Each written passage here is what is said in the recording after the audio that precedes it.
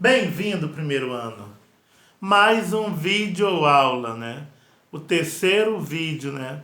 Desse momento em que nós nos encontramos de quarentena, né? Então, nas primeiras aulas, no capítulo 1, nós estávamos falando sobre um olhar sobre a arte, né? E logo em seguida, um subtópico, né? Que fala do papel da história da arte, né? O que eu vou abordar hoje com vocês? Eu vou abordar hoje o capítulo 1 e o capítulo 2 da nossa apostila, tá? E nesse capítulo 1 e 2, nós vamos falar um pouco sobre o papel da arte, né? Como vamos olhar para essa arte. Então, no papel da arte, logo no primeiro capítulo, nós vamos encontrar o quê? A arte abstrata, né? E aí vocês vão me perguntar, José Carlos, quando a arte abstrata ela surgiu, né? Como é que é essa arte abstrata? Primeira coisa, a gente tem que entender que a arte abstrata ela é diferente da arte figurativa. A arte abstrata ela não tem as mesmas características que a arte figurativa. Na figurativa, nós conseguimos perceber o quê? Uma imagem, uma figura definida, né? Já na abstrata, nós não temos uma figura pré-definida, né? Nós temos o quê? Composições. Composições que são estudadas pelo artista, né? As questões da estética dessa composição, né? E aí o que é essa composição, né? Essa composição entra a cor, a textura, né? Esses elementos característicos, né? Esses elementos que muitas das vezes simbolizam uma manifestação artística de um determinado artista, né?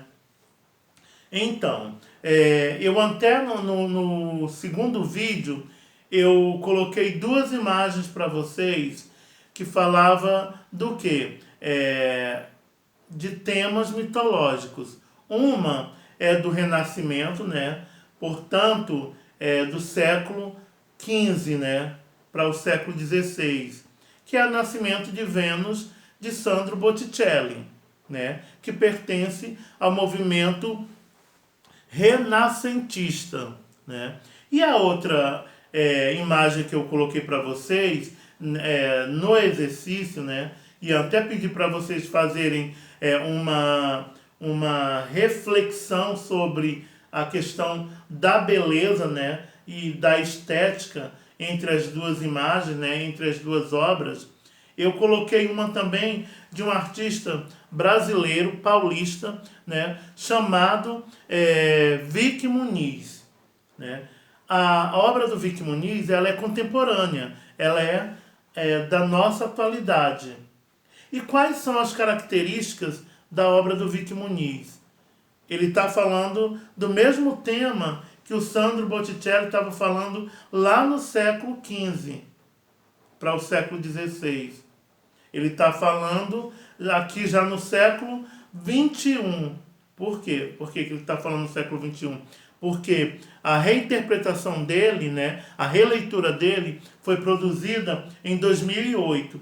E aí o que ele usou para criar essa imagem, né? Essa imagem figurativa?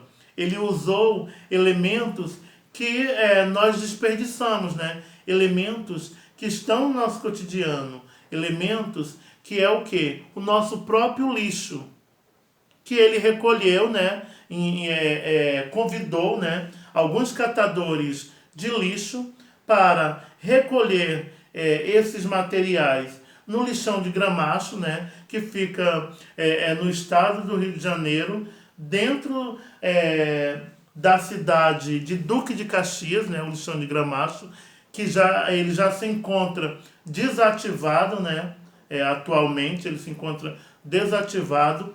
E aí todo o material compositivo da segunda imagem que eu deixei para vocês no vídeo 2, que é o Nascimento de Vênus 2, de Vic Muniz, é todo o elemento compositivo que ele utilizou na elaboração e na confecção da imagem. Ele usou o quê? Sobras de lixo, né? Sucatas, né? Peças, né? de ferragem que são jogados no meio ambiente de uma forma sem nenhum cuidado, sem nenhum respeito, né? Joga de qualquer jeito.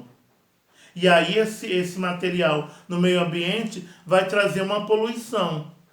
Então a linguagem, o que o Vic Muniz está querendo com essa imagem, né? Ele está querendo alertar a sociedade, né? A população de um modo geral, para os problemas que esse material jogado de qualquer jeito na natureza vai trazer problemas sérios. E aí, se nós pararmos para refletir, para fazer uma reflexão, o que aconteceu nas últimas semanas de fevereiro e nas primeiras semanas de março?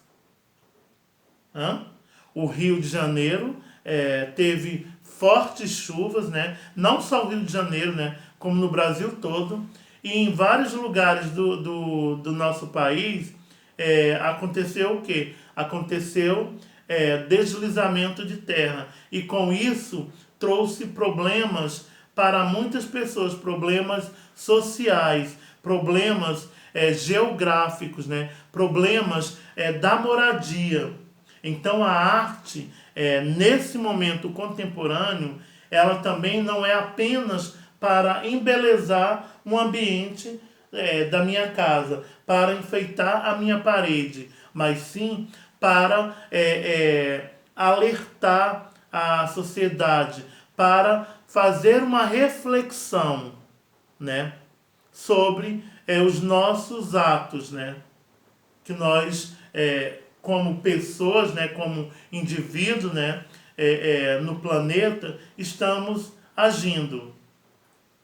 Tá? Mas voltando lá para a arte abstrata, né? A arte abstrata ela surge no Ocidente em meados do século XX, né? Em meados do século XX.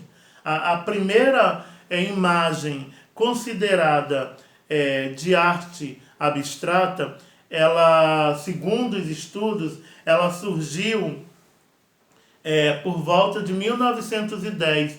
E quem é meu aluno desde o sexto ano aqui deve lembrar que eu já falei sobre esse artista, que é um artista chamado Wallace Kandinsky, né? Então, a primeira manifestação considerada, reconhecida como manifestação artística, como uma obra de arte abstrata, ela surgiu no ano de 1910.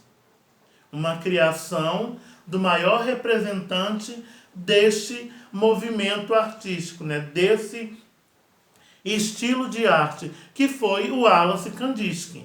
Tá?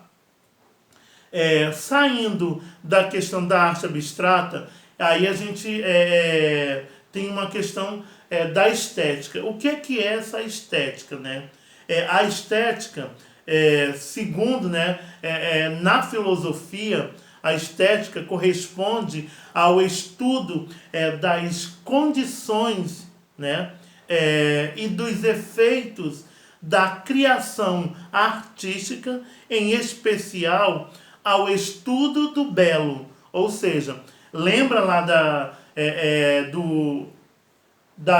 da segunda aula que eu deixei para vocês uma reflexão sobre o nascimento de Vênus, duas obras de arte de épocas diferentes, uma do século XV e a outra do século XXI, elas estão falando especificamente do belo, mas em momentos diferentes.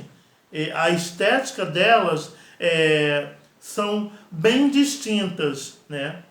Porque elas estão em épocas diferentes, né? Então, em especial, essa questão do estudo do belo, né? Em sentido geral, refere-se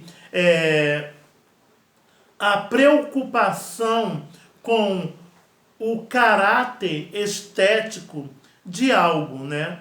Ou seja, com a sua beleza. Qual é a questão para mim, para eu, José Carlos, né, nesse momento, com relação à estética, né, com relação a uma determinada obra de arte? Eu observo muito as questões compositivas, né, os elementos que compõem essa imagem, né? Uma obra de arte, um fazer artístico, ele pode ter como fonte de inspiração um poema, uma letra de música, né?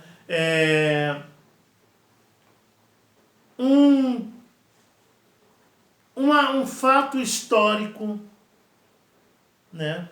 Pode servir como matéria-prima para a expressão de um artista, para a manifestação de um artista ou de um grupo, né? Eu já falei para vocês de uma artista contemporânea que se chama Pamela Castro. Eu já até andei sugerindo que vocês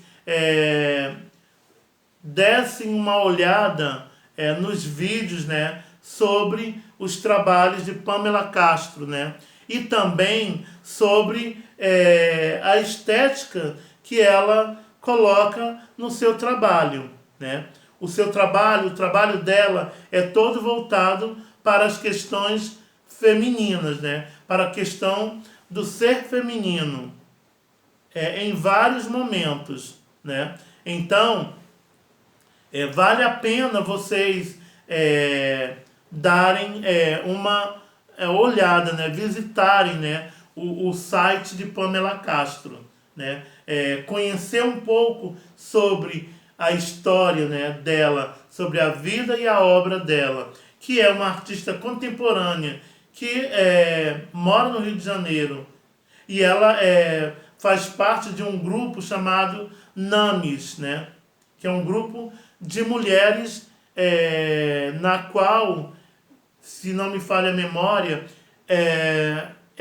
ensinado, né, se trabalha a questão da inserção da mulher grafiteira nesse universo da arte urbana, né, que até então era muito um universo mais masculino, e que elas vêm conseguindo o seu espaço, né?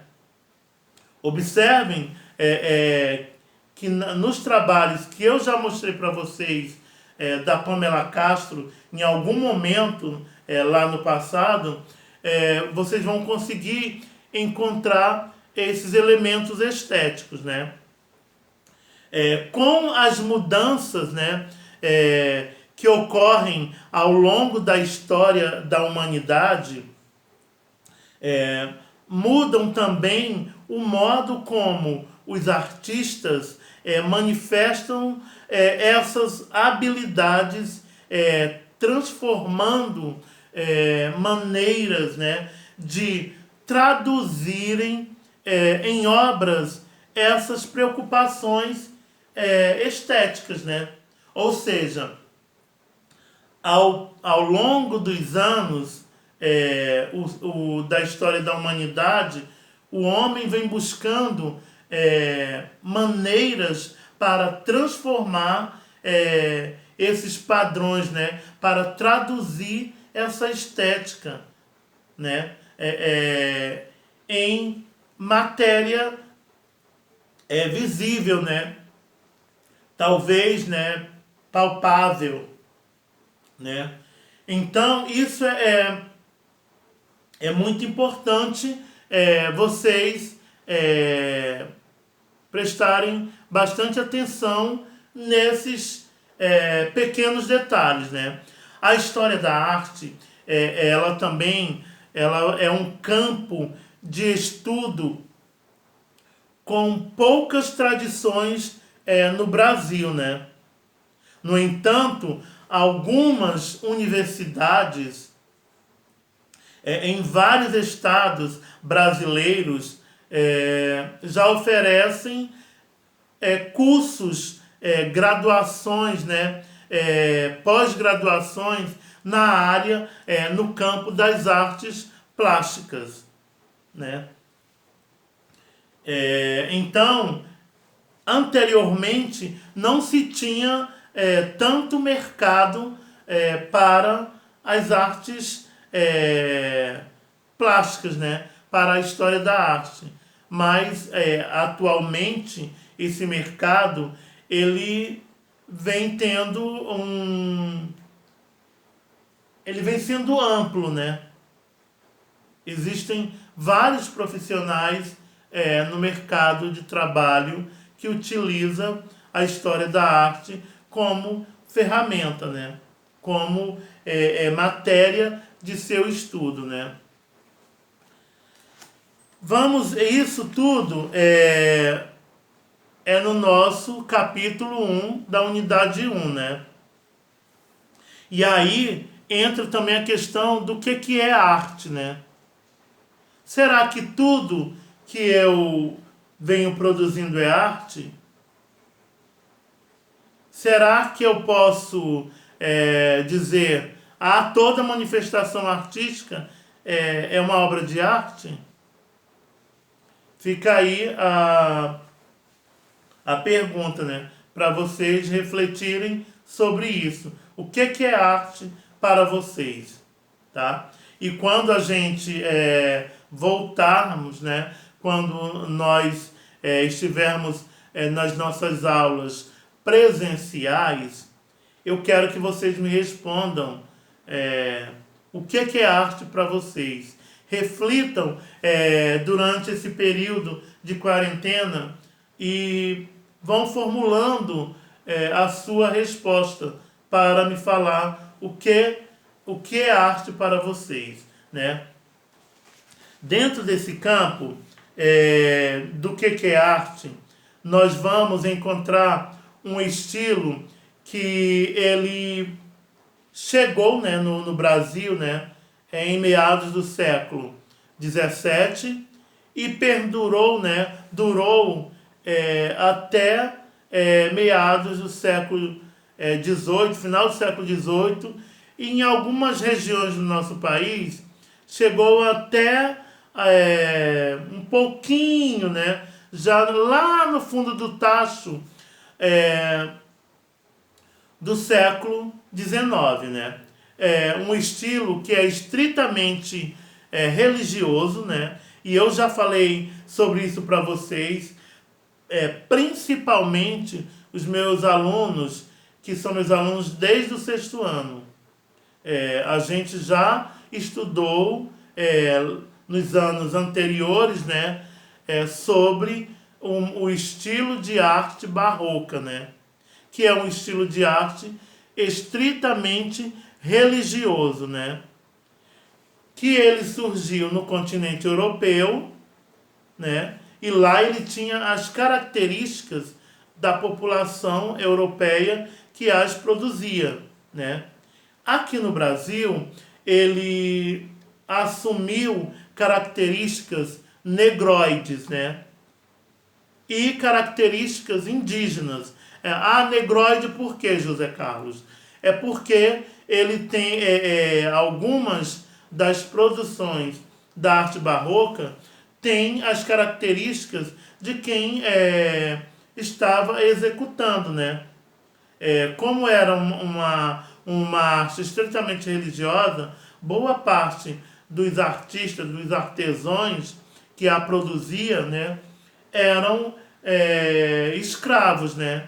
Povos de origem africana, né? Então, ela assume essas características que eu falei anteriormente para vocês. E esse movimento, ele durou entre meados do século XVII e até o final do século XVIII, né? Aí também, dentro desse conteúdo, né, do que é arte, vamos encontrar também um pouquinho sobre o conteúdo que fala sobre minimalismo, né? É sobre o minimalismo. E aí, o que é o minimalismo, né? Como é que ele surgiu no Ocidente, né? Esse minimalismo, né? Como é que ele surge, né? Esse movimento, ele surge em meados dos anos de 1960, portanto, na metade do século XX, né? Nos Estados Unidos, primeiramente, né? Adotado por pintores e escultores, né? E também inspirou músicos e arquitetos, né? Então, assim, ele inspirou músicos e os arquitetos de modo em geral, né?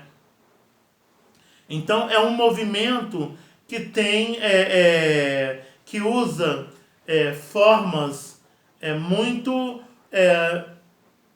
linear, né? Formas alongadas, né?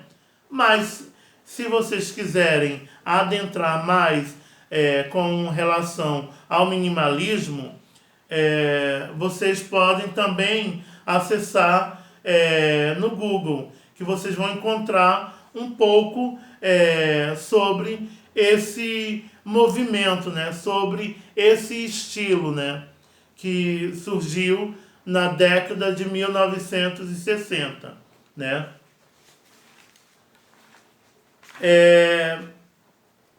Ainda no capítulo 1, nós temos os temas, né?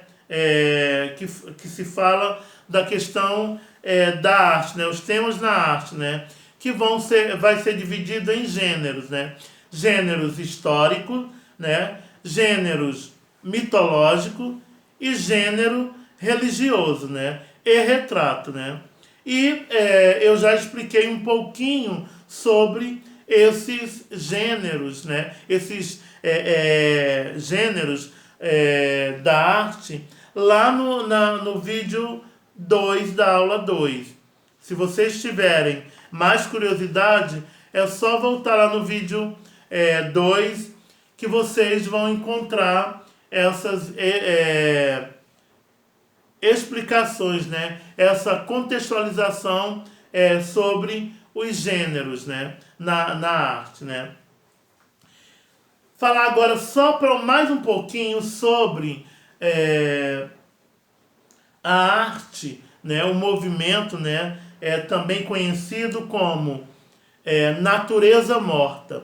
O que é a natureza morta? A natureza morta é quando você pinta um quadro que representa frutas, né? Vasos de flores, animais mortos ou vivos. Ele faz parte desse estilo chamado de natureza morta, né? Porque eu não mostrei no início, mas eu vou mostrar agora para vocês um tipo, né, de manifestação artística abstrata produzida com tinta acrílica sobre tela, tá?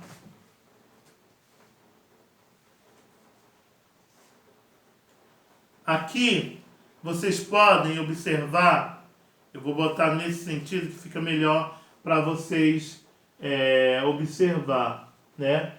É uma pintura em tinta acrílica, né? Tem também, podemos dizer que uma técnica mista, né? Porque não foi só utilizado a tinta acrílica, né? Foi utilizado outras tintas, né? Como tinta de parede, tinta guache, ou seja, misturas de vários elementos compositivos, né? Isso aqui é uma pintura abstrata, né? Um quadro abstrato, né? É uma pintura abstrata sobre tela, né? Tela de tecido. O próximo que eu vou mostrar para vocês é também na linha abstrata, né? Mas que com a técnica da colagem, tá?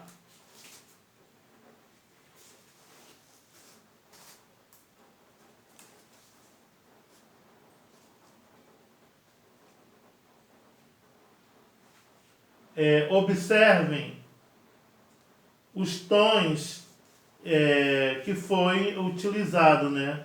As cores que estão compondo a imagem, né? É uma imagem que você não tem uma definição clara, né? Do que é. São formas, né? São elementos compositivos, né? Cor e forma, né? Planos e texturas, né?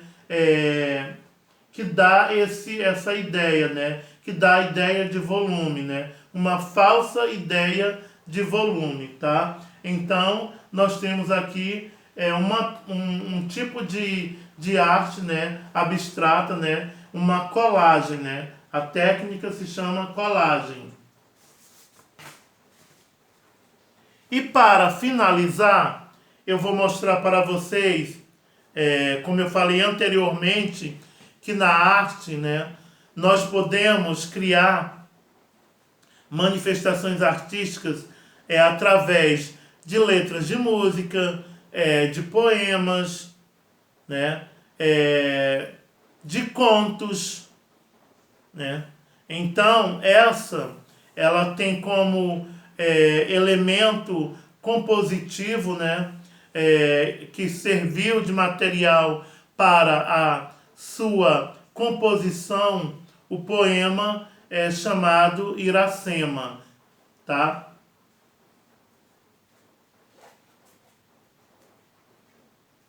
É uma pintura a óleo, né?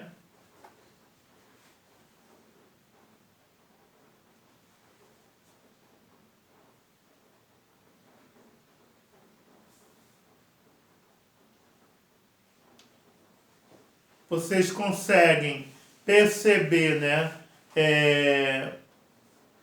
as cores, né, tanto cores quentes como cores frias, né? Nós temos as principais cores primárias e secundárias, né? Que cores primárias são essas? O vermelho, né? O amarelo e o azul. São cores primárias, né? E cores secundárias? Nós temos o lilás, né? Ou roxo ou rosa, né? Como vocês queiram o classificar, né? Nós temos o azul claro, nós temos o laranja. Então, nós temos aí cores primárias e secundárias e temos também cores terciárias na composição desse quadro, né? Que é uma pintura a óleo sobre tela, tá? E esse quadro se chama Iracema. Eu espero que esse vídeo possa auxiliar vocês na hora de vocês responderem os seus exercícios. Fiquem com Deus, tá? Tenham uma boa Páscoa, ok? E até breve. Tchau, tchau!